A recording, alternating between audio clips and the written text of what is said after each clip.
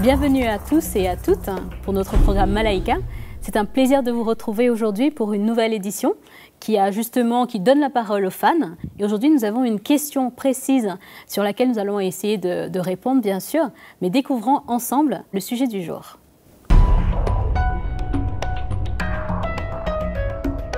Donc voilà, vous l'avez découvert, le sujet du jour, ou en tout cas la question que nous avons eue était au sujet de jeunes chrétiens et parents inconvertis. Comment gérer la relation avec ses parents quand nous sommes chrétiens et nos parents ne le sont pas? Donc nous allons essayer de répondre à tout cela, bien sûr, avec notre panel habituel, Mama Audrey, Mama Janine et Magali. Donc je ne sais pas si Mama Audrey a vécu la même situation, mais en tout cas, je sais que ce n'est pas une situation qui est facile. Pas toujours évident pour les jeunes qui veulent servir le Seigneur quand leurs parents ne connaissent pas Jésus, mais c'est possible. Ah. C'est ce qui compte. Et justement, en témoignage vivant aujourd'hui, nous avons notre invité spécial, qui est bien sûr Peter Boulas. Merci d'être avec nous aujourd'hui. Ravi d'être avec vous. Et donc tout à l'heure, tu auras le plaisir de nous donner un petit peu de ton témoignage, comment tu l'as vécu avec tes parents, s'il y a eu de la persécution, s'il y a eu une séparation avec tes parents. Si ça a chauffé. Si ça a chauffé, on va le découvrir tout à l'heure. Exactement. Donc voilà, on parlait justement de la question de comment gérer l'obéissance aux parents, par exemple, quand on est chrétien converti et que nos parents ne le sont pas. Est-ce qu'on doit obéir à tout, aveuglément? Comment ça se passe? On va le découvrir dans un moment, mais avant tout, on va passer à la rubrique de Mag. Donc voilà Magali, en termes de contexte, qu'est-ce que tu nous as concocté aujourd'hui par rapport à ce sujet? Alors Nadège, j'ai fait pas mal de lectures sur le sujet. Il faut savoir que les jeunes s'expriment énormément dans pas mal de forums chrétiens, dans des plateformes chrétiennes sur Internet. Et j'ai eu pas mal de choses, notamment sur des jeunes en Afrique qui ont connu le Seigneur et dont les parents donc, ne sont pas convertis. Alors d'après mes lectures, on peut voir qu'il s'agit vraiment d'une situation difficile, évidemment, pour le jeune, que ce soit en Afrique ou ailleurs de toute façon. Exactement. C'est une situation assez complexe. Alors le premier point que je pourrais dire, Nadège, sur le sujet, c'est que le contexte familial change dès lors que le jeune donne sa vie au Seigneur. Parce que donner sa vie à Jésus-Christ, c'est bien effectivement, on en a parlé dans une émission précédente sur la conversion, c'est vraiment quelque chose c'est comme une sorte de radicalisation, on peut dire, parce que c'est vraiment quelque chose qui prend toute notre vie, qui prend nos tripes. Ouais. Et du coup, il y a un changement du tout au tout de l'attitude du jeune qui entraîne nécessairement une certaine séparation par rapport aux anciennes pratiques, qu'elles soient culturelles, traditionnelles et familiales. Bien sûr. Donc, et tous ces changements que Dieu opère dans la vie d'un jeune, eh bien, deviennent manifestes aux yeux de l'entourage et ça crée des conflits, surtout ceux qui sont les plus proches de nous, ce sont nos parents. Et les jeunes sont généralement tout feu, tout flamme et dans leur approche, et c'est très souvent mal perçu par la famille. Ensuite, vous avez, je voulais vous lire le témoignage d'une jeune fille qui m'a touchée, donc dans un forum de jeunes chrétiens en Afrique. Elle disait que personnellement, elle a accepté le Seigneur à l'âge de 18 ans et quand bien même elle était majeure, elle exprime qu'une partie de sa famille l'a persécutée, ils l'ont insultée et d'ailleurs ils lui ont dit qu'elle était dans une secte et qu'ils voulaient absolument qu'elle arrête d'aller à l'église. Elle a été très difficile pour elle de prier, de méditer la parole de Dieu et de prendre aussi des décisions par rapport à l'église, par rapport au Seigneur. Et quelques semaines plus tard, elle a exprimé que sa sœur s'est convertie aussi et toutes les deux, elles ont vraiment souffert. Et ils ont accusé donc cette jeune fille d'avoir endoctriné sa sœur. Voilà, tout à fait. Donc elle était privée de sortie, etc. Donc c'était assez. C'est une jeune Camerounaise en plus, Nadège, comme moi, qui exprime cela. Alors il y a aussi quelques conseils pratiques que les jeunes se donnent entre eux, des jeunes chrétiens convertis qui aiment le Seigneur et dont les parents ne sont pas convertis. J'ai vu les conseils qui se donnent, par exemple, de ne pas répondre aux attaques. Comment répondre aux attaques? Certains disent par le silence.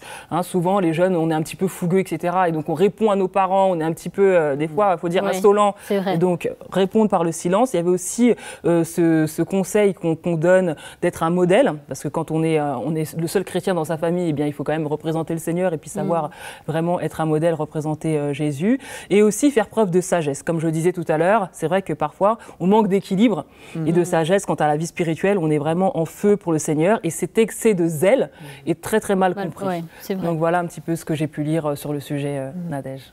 Et justement, Mama Janine, comment ça se passe à Kinshasa pour des jeunes qui se convertissent et les parents ne sont pas chrétiens?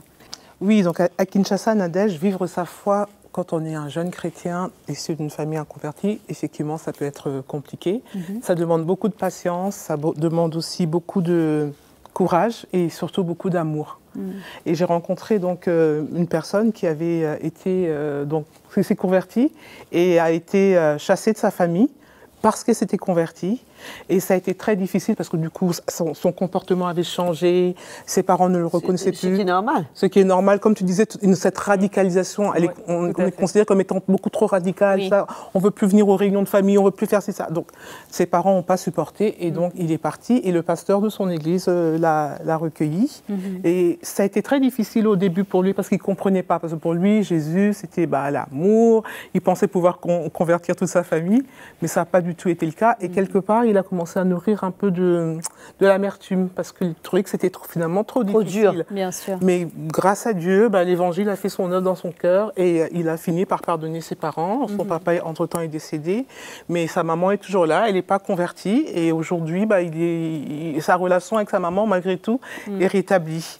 Et il garde dans son cœur ce désir qu'un jour, sa maman va pouvoir donner son cœur au Seigneur. Bien sûr. Et j'ai eu aussi à rencontrer des sœurs qui avaient, avec plusieurs années de recul, elles ont considéré qu'effectivement, dans la famille d'où elles étaient issues, les parents étaient inconvertis, mais elles ont fait un travail sur elles-mêmes. Un peu ce que tu disais tout à l'heure.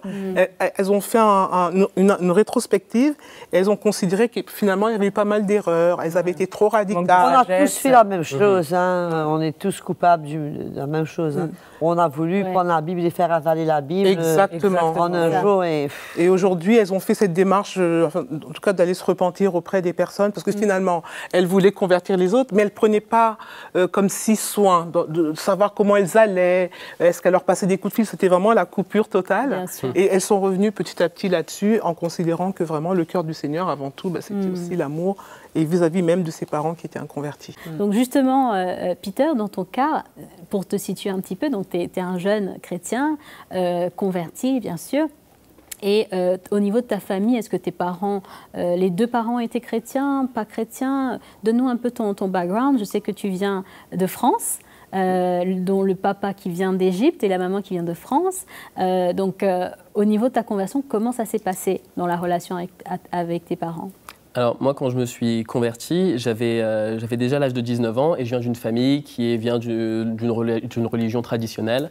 Et clairement, ma conversion, quand je suis né de nouveau à l'âge de 19 ans, ça a été très radical dès le moment que j'ai donné ma vie au Seigneur. Et c'est sûr que ça a amené très rapidement, dans les semaines, mois qui ont suivi, une séparation assez claire avec ma famille. Et je me retrouve dans beaucoup de tout ce qui a déjà été dit. C'est clair que quand on est jeune chrétien, on est zélé, on a tendance à penser que, en tout cas moi c'était mon cas, j'avais tendance à penser que dès que je vais prêcher l'évangile à ma famille, ils vont tout de suite se convertir. C'est juste qu'ils n'étaient pas au courant. Dès que je vais les mettre au courant, et là ils vont croire en Jésus. Ils vont le lire, on va lui montrer le verset, il va comprendre tout de suite. Ils vont tout de suite donner leur vie au Seigneur, donner leur cœur au Seigneur et ils vont naître de nouveau. Alléluia. On a tendance à croire ça et puis on se rend compte que c'est pas forcément le cas. Ça peut être le cas parfois, mais en tout cas ça n'a pas été mon cas. Et on peut être très maladroit dans la manière dont on fait les choses, dans la manière dont on présente les choses. En tout cas, moi, personnellement, dans la manière, dont j'ai essayé d'expliquer les choses, j'ai été très maladroit à certains moments. Et dans mon excès de zèle, j'ai fait des gaffes. Et c'est clair qu'il n'y a pas tout qui a été compris, c'est sûr. Et justement, qu'est-ce qui s'est passé au niveau de ta relation avec tes parents? Tu parlais d'une séparation. Est-ce que tu peux nous donner un peu plus de détails? Alors, au début, dans les premières semaines de ma conversion, le changement était évident. Mon langage avait changé, mon cœur avait changé et c'était les premiers à voir le changement. Au début, ils appréciaient même ce changement et bon, ça arrivait qu'ils me lançaient quelques petits pics qui ne sont pas vraiment des persécutions, je dirais, mais des petits pics, des petites moqueries, disant que oui... Ça n'a pas duré. Ouais, ou l'église, exactement, ou alors que l'église dans laquelle j'allais était une secte, etc. Mais bon, c'était... Ça, c'est classique. Allons dire, c'était gentil. Voilà. Après, il y a eu, à un moment donné, quelques temps après que je me sois converti, où il y a eu quelques décisions que j'ai eu à prendre, que je sentais que le Seigneur m'appelait à prendre, où j'ai dû prendre certaines positions. Je ressentais à un moment, parce que je suis étudiant en médecine, et il y a eu un moment donné où je ressentais de suspendre mes études, de les mettre en suspens pendant un moment pour aller à l'école biblique. Et ça n'a pas du tout été compris de ma famille, à tel point que ça a été un tel drame familial qu'ils ont à un moment carrément pris la décision de me jeter dehors, de me dire écoute, tu sors de la maison, tu n'es plus notre fils, on ne veut plus te voir. Mais dans toutes ces réactions-là, c'est quelque chose de compréhensible, je dirais. Ils ont leur fils dans lequel ils ont mis beaucoup d'espoir dans ses études, etc.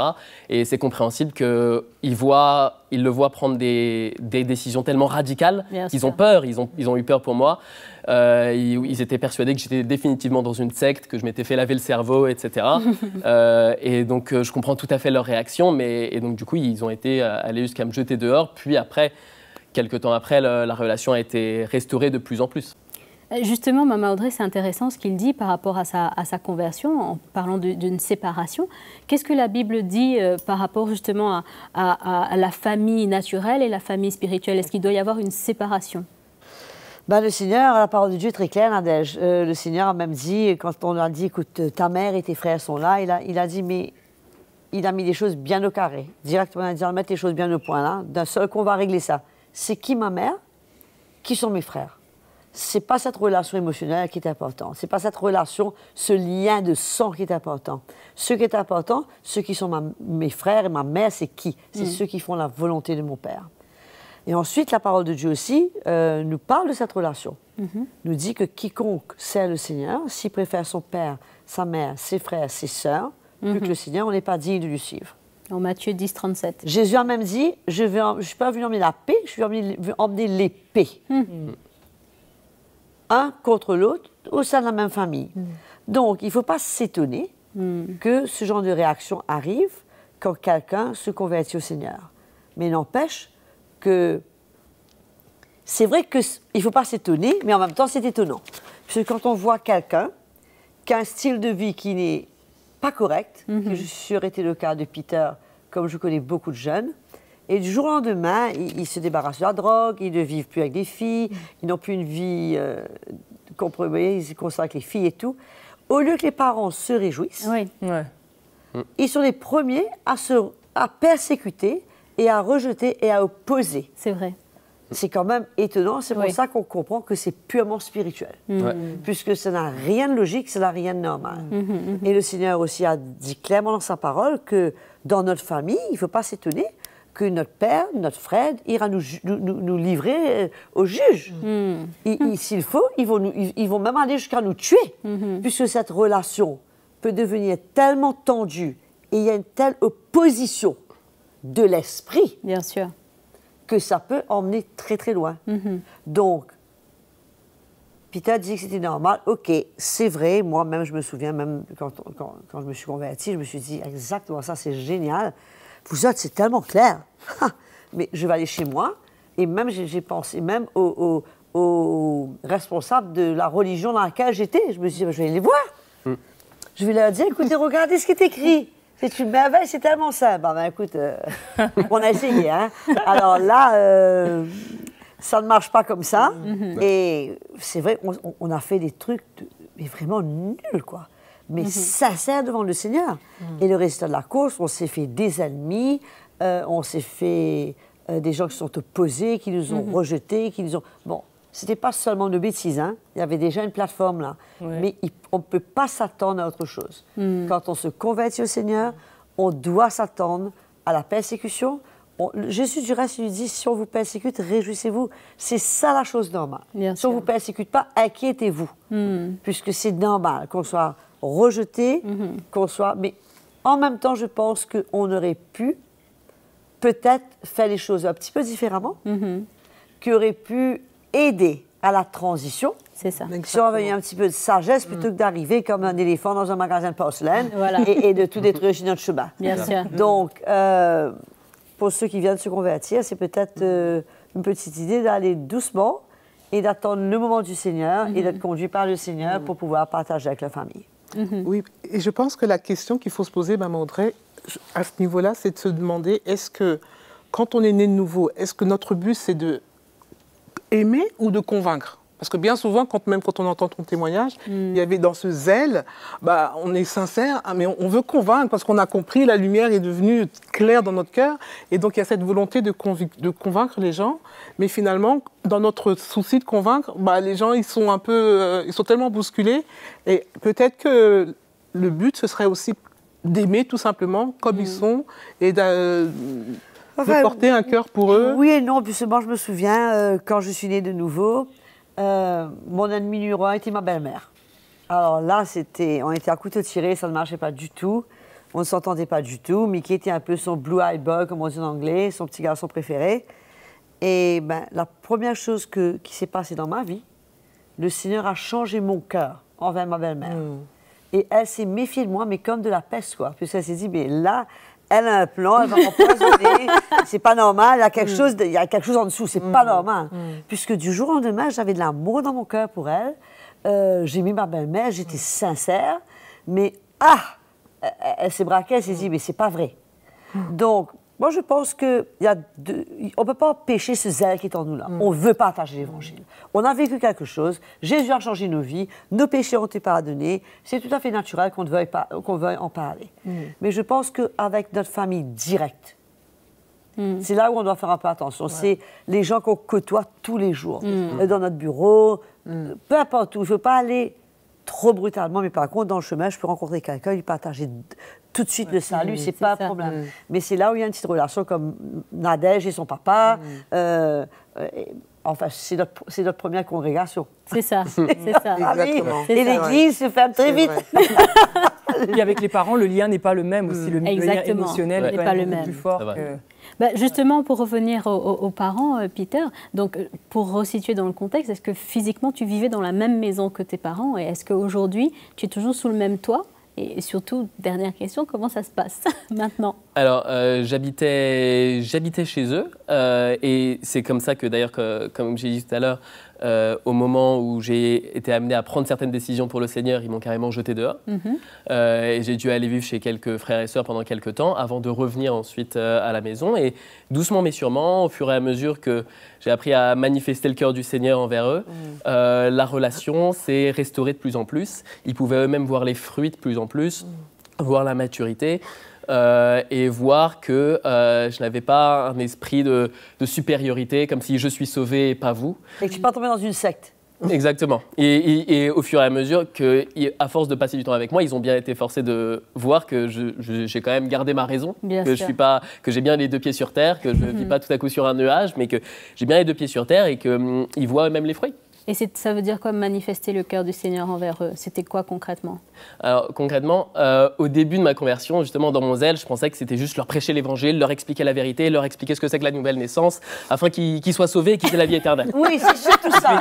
Le but, c'est qu'ils soient sauvés. Et c'est vrai que le but, c'est qu'ils soient sauvés. Et puis après, au fur et à mesure, le Seigneur a commencé à montrer qu'il y a ça, mais il y a aussi manifester le cœur du Seigneur en étant un témoin dans ma propre maison, en étant un serviteur dans ma propre maison, en essayant de les servir, d'être une aide du mieux que je peux, en essayant de les respecter et de les honorer comme la parole de Dieu dit. Bien sûr, après, au début de ma conversion, je me souviens, j'étais très, très perdu à certains moments quand je voyais que je devais prendre certaines décisions et mes parents étaient contre. Il y a certains versets qui me disaient « Ah, mais obéissez à vos parents, c'est le premier commandement avec une promesse, etc. » Et puis, de plus en plus, la lumière de l'Évangile est venue. Et certes, il y a obéissez à vos parents, mais ce n'est pas obéissez à vos parents d'une manière bête et aveugle. Ça dépend de ce que le Seigneur vous demande de faire. Comme si vos parents vous disent arrête d'aller à l'église, arrête de croire en Jésus, il faut que j'obéisse à mes parents parce qu'il faut obéir à ses parents. Mais de plus en plus, le Seigneur a commencé à montrer ce que c'est que l'obéissance selon le Seigneur, ce qu'est honorer ses parents selon le Seigneur et à quel point honorer ses parents, c'est déjà en premier lieu servir le Seigneur et suivre la conviction que le Seigneur met dans mon cœur.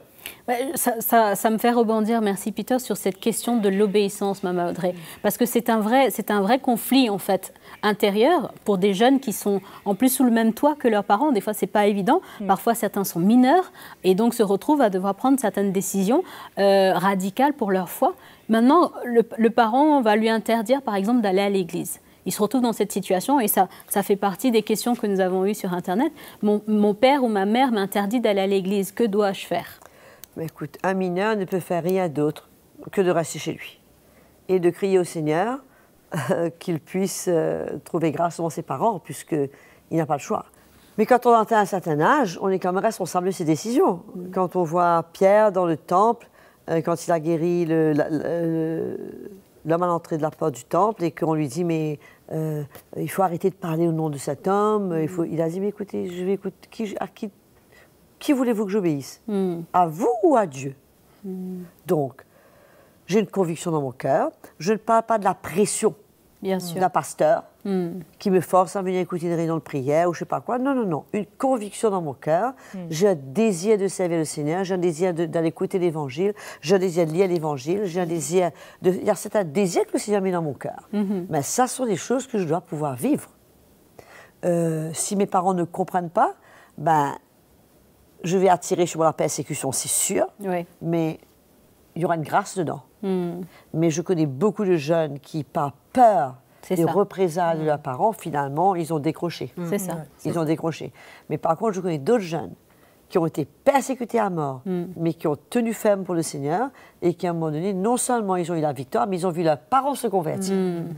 Donc, le Seigneur honore notre foi, mais c'est sûr que si le Seigneur nous a touchés, qu'on est né de nouveau, et que dans notre cœur, on veut servir le Seigneur, ah ben, on aura à prendre des décisions qui ne seront pas toujours conformes, ni en ligne avec celles de nos parents, mais qu'il faudra être prêt à souffrir pour ces choses. Je ne parle pas de rébellion. C'est ça. Je ne parle pas d'une attitude de rébellion, une attitude de provocation, une attitude de c'est ma vie, non, je ne parle pas de ça. C'est ça. Je parle d'une attitude qui convient au Seigneur, mais dans cette humilité, dans ce brisement de cœur, de dire Seigneur, ben, c'est la même chose que pour une femme qui est persécutée par son mari qui n'est pas chrétien. Bien sûr. C'est la même chose. On est tous appelés, on a tous des domaines où on est persécuté, où les gens qui nous entourent n'acceptent pas et n'approuvent pas ce qu'on fait. Donc, ce n'est pas la désobéissance et ce n'est pas ne pas honorer ses parents. Justement, pour le point d'honorer ses parents, ça c'est vraiment aussi, on est toujours dans la même lignée, mais le conflit, c'est comment j'honore finalement mes parents alors que je ne suis pas avec eux toujours. C'est une attitude d'honorer tes parents, c'est-à-dire que tu reconnais ta place vis-à-vis d'eux, leur autorité sur ta vie, le respect qu'ils t'ont mis au monde, tu as un respect pour eux, mais ça ne veut pas dire qu'ils dirigent ta vie. Ça ne veut pas dire qu'ils ont le dernier mot sur ta vie. Je peux les respecter, tout en pensant différemment d'eux. Je ne suis pas obligée d'adopter leur pensée, leur conviction parce que je les honore. Non, non, non, non. Je les honore par ma manière de vivre, par ma manière de faire, par le respect que j'ai pour eux, par la manière que je les parle, par la manière que j'agis envers eux, le cœur du Seigneur que j'ai pour eux. Mais c'est pas ça de faire ce que le Seigneur me demande, c'est pas de déshonorer mes parents. Je peux honorer mes parents tout en honorant le Seigneur. C'est ça, c'est exactement ça. Je ne peux pas honorer mes parents aux dépens du Seigneur. Aussi. Mais je peux honorer mes parents tout en honorant le Seigneur et en faisant, comme on a dit tout à l'heure, avec un cœur simple, je ne veux pas provoquer, faire des choses folles, jeûner 40 jours. Ce n'est pas nécessaire de faire tout ça, mais je peux servir le Seigneur correctement et même si ce n'est pas le cas et que ce n'est pas toujours en train de plaire à mes parents ou à ma famille. Justement, Maman Audrey, il arrive que malgré toutes ces bonnes attitudes, intentions, etc., il y a quand même la persécution qui se lève dans nos familles. Donc maintenant, on a entendu le cas de Peter qui a dû partir chez des frères et sœurs. Que faire justement dans ce cas si on est persécuté? Est-ce qu'on quitte la maison, on part, on trouve refuge auprès des pasteurs, des frères et sœurs? Qu'est-ce qu'il faut faire dans ces cas-là? Chaque situation est différente. Mais on ne peut pas dire à tous les chrétiens, parce que vous êtes persécutés, fuyez votre maison. Non, tant qu'on vous permet de rester chez vous, à moins que vous réalisez que cette persécution risque de vous faire quitter le Seigneur et de vous faire perdre le courage de continuer. C'est un frère qui justement avait une vie pas correcte. Il était dans la musique, dans la drogue, avec les filles, en fait, tout ce qu'il ne fallait pas. Mais dans sa religion traditionnelle, il allait à son service religieux une fois la semaine, mais les 10 dernières minutes. Mais il faisait acte de présence. Et quand il s'est converti, il a été libéré de sa drogue, des filles, de la musique, de tout son mauvais style de vie, mais en même temps, il a été libéré de son ancienne religion. Ah ben, sa mère était tellement finie du fait qu'il ne passait même plus ses 10 minutes. Elle ne voyait pas le changement de la vie de son fils, qu'elle a arrêté de manger. Elle s'est vue arrêter de manger. Et pour le coup, ça a duré 3 jours, 4 jours, 5 jours, 6 jours. Grève de la faim. Et oui, et les frères et sœurs maintenant mettaient une pression énorme sur lui, mais maman va mourir à cause de toi. Et en plus, c'était une veuve. Le père était déjà mort, et maman va mourir à cause de toi. La pression de ce garçon. Et nous, on a soutenu, on a dit, mon frère, ne t'inquiète pas, elle finira par manger. Elle ne va pas mourir, t'inquiète pas, ne lâche pas. Ah ben écoute, c'est ce qui s'est passé. Ça a duré ce que ça a duré. C'était dur pour lui. C'était dur puisque c'était non seulement de voir sa maman dans cet état, Bien sûr. et de se dire, écoute, un jeune chrétien, tout juste né de nouveau, se dire, écoute, si ma maman meurt, il aura apporté cela sur sa conscience toute sa vie. Mais vous savez, je lui ai dit, écoute, tu sais quoi, si tu lâches, tu es cuit. Et il a tenu ferme, et ben, la maman a commencé à manger, et ce frère, aujourd'hui, est un pasteur. Il sert le Seigneur, est une bénédiction pour l'Église. Il sert le Seigneur dans plusieurs pays du monde, mais si seulement il avait laissé ce piège, c'était une attaque d'un ennemi, pour lui dire, écoute, c'était la plus forte qu'il pouvait avoir pour lui dire, ben, écoute, abandonne, sinon tu vas tuer ta mère. Mais il a tenu ferme. Ben, aujourd'hui, on voit les fruits. Incroyable. En tout cas, Maman Audrey, on va pour clôturer le sujet, parce qu'on arrive malheureusement au terme de notre sujet, passer au mot de la fin pour encourager ceux qui sont dans la situation, qui vivent sous le même toit que leurs parents. Quoi leur dire à ceux qui nous regardent? Oui, je dois dire que c'est parfois très, très dur pour les jeunes.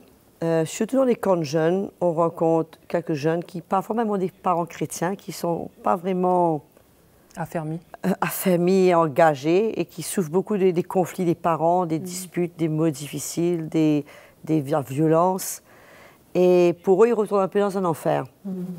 Et c'est vrai que c'est dur pour les jeunes, mais je veux les encourager qu'ils ne sont pas seuls. Que le Seigneur, dans ces situations, est avec eux. Comme il a été dans le feu, avec Shadrach, Abednego, il y sera dans le feu avec eux. Il faut être patient et surtout veiller à garder un cœur pur. Puisque la minute qu'on se met à en vouloir à ses parents, la minute qu'on se met à avoir de l'amertume et à se laisser blesser par cela, cela ne va faire que dégénérer et ne pas aider dans nos relations. Moi, je crois que le Seigneur peut les aider à garder un cœur pur, à de réaliser que c'est de ne pas voir les parents dedans, de voir l'ennemi qui veut, à travers les parents, les décourager et les faire arrêter de marcher avec le Seigneur. Tout à fait. Bon, le salut est déjà acquis, ils ne vont pas le perdre, mais ils peuvent perdre leur marche avec le Seigneur et la vie que le Seigneur a pour eux. Donc, je veux les encourager pour leur dire, c'est normal la persécution. Ne provoquez pas la persécution sur vous-même par votre manque de sagesse. Soyez patients, soyez sages, demandez au Seigneur de vous aider. Parfois, il faut apprendre à garder notre bouche fermée, à prendre une gorgée d'eau et ne pas l'avaler. Comme ça nous évite de ne pas dire ce qu'il ne faut pas dire. Mais ça vaut la peine de persévérer, puisqu'au bout du compte, on va trouver des fruits et on aura la victoire. Et de savoir qu'on a... Et ça va nous aider, en plus, à grandir dans le Seigneur. Bien sûr. Donc, finalement, la persécution, ce n'est pas une si mauvaise chose. Amen. Amen. Merci en tout cas, Maman Audrey. Merci, Peter, d'avoir fait le déplacement pour être avec nous sur ce plateau. Bien sûr, Maman Janine et Magali. Merci à tous les jeunes qui regardent et qui nous soutiennent pour Malaika. Donc, continuez à persévérer. Le Seigneur n'a pas dit son dernier mot pour votre famille. Amen. Et vous verrez certainement des fruits bientôt dans leur vie et dans votre vie aussi. Je vous dis merci en tout cas d'être avec nous et à très très bientôt pour un autre programme. Salut à tous, merci en tout cas d'être là. Si vous avez été encouragé par cette vidéo, si vous avez été édifié par le programme Malaika, c'est très simple, APA. Aimez la vidéo, partagez-la autour de vous et bien sûr abonnez-vous, c'est le petit bouton rouge en dessous de votre écran pour être les premiers informés des prochaines parutions Malaika.